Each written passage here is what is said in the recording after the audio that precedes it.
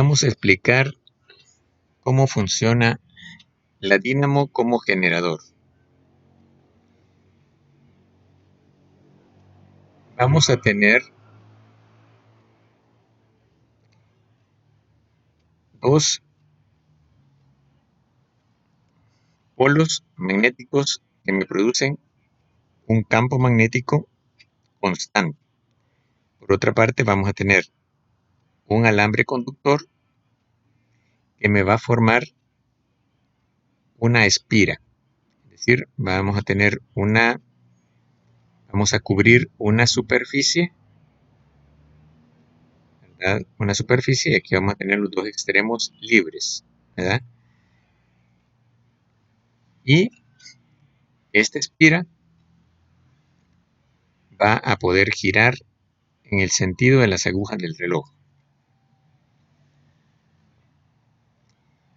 Vamos a tomar como referencia, cuando esté vertical, vamos a tomarlo como 0 grados. Luego, cuando vaya girando, vamos a ir midiendo los grados. En los extremos, como decimos, va a producirse el voltaje inducido, es decir, va a aparecer un voltaje, ¿verdad? Acá, producto de la inducción magnética, lo que llamamos inducción magnética. En este caso, este voltaje es directamente proporcional con el cambio en la cantidad de campo magnético que pasa por la espira. Es decir, por esta área está cruzando un campo magnético y la cantidad de campo magnético va a ir cambiando. Eso lo vamos a ver acá.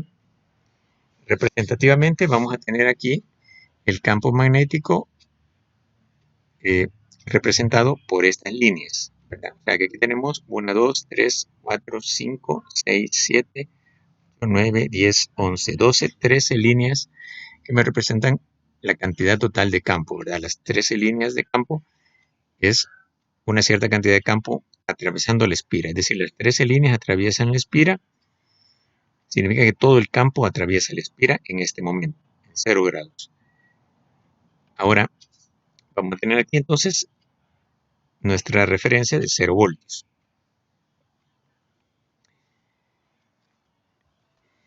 Ahora, cuando hacemos el giro, es decir, colocamos la espira inclinada, ya no pueden pasar todas las líneas de campo atravesando la espira, sino que estas dos líneas externas pasan directas sin atravesar la espira. Entonces tenemos menos líneas de campo. O sea, antes teníamos 13, hoy tenemos 11 líneas de campo atravesando la espira. Hay una diferencia de 2. Entonces, como esa diferencia de 2 me produce un voltaje inducido. Tenemos una diferencia. Antes teníamos 13 y luego tenemos 11. Y cuando pasamos de 30 a 60, ya solamente tenemos 7 líneas. Antes teníamos 11 y luego tenemos 7. Entonces esa diferencia de 4, que es mayor que la diferencia anterior, que era de diferencia de 2, antes era diferencia de 2, hoy es diferencia de 4, entonces vamos a tener un voltaje más grande. Cuando llegamos aquí al máximo, entonces ya de las 7 que teníamos, ya no tenemos ninguna. Entonces la diferencia es de 7. Entonces tenemos el máximo. Y así sucesivamente vamos a ir describiendo, porque esto va a ir variando, o sea, después de que llegamos al máximo, vamos a ir bajando nuevamente a diferencias menores, y luego se nos va a invertir la polaridad, es decir, que en el extremo que antes teníamos el positivo, hoy vamos a tener el negativo. Pero la tendencia de producir voltaje va a ser la misma, ¿verdad? En este caso, el voltaje producido, como podemos ver, es alterno, es decir, que tenemos un positivo en un momento dado y negativo en otro momento.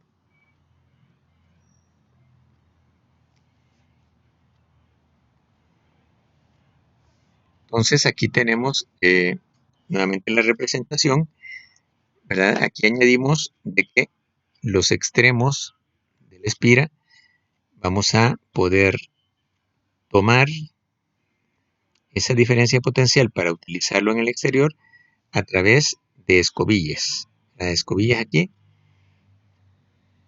que van a permitirnos, ¿verdad? Aquí tenemos, este alambre está unido a este anillo, luego la escobilla está en contacto con ese anillo.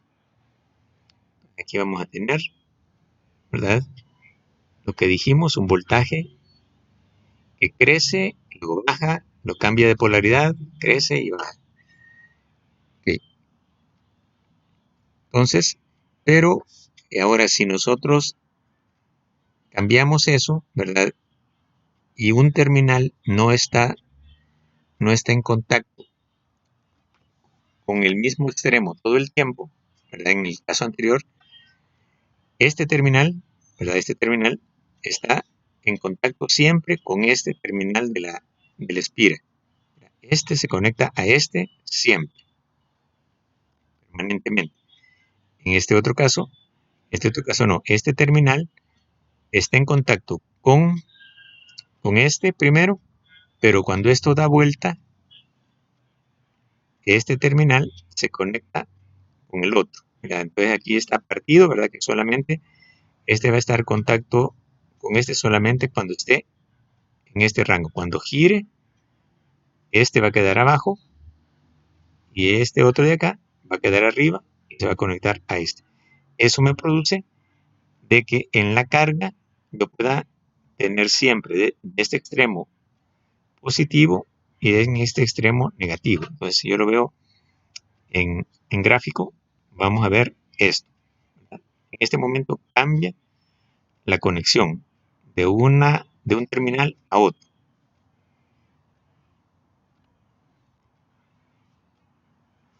Este efecto se puede eh, multiplicar, ¿verdad? Multiplicar teniendo dos espiras y así tenemos este efecto de acá, donde este sería el voltaje en la resistencia de carga, sería cada vez más similar a un voltaje continuo acá con un valor positivo de voltaje.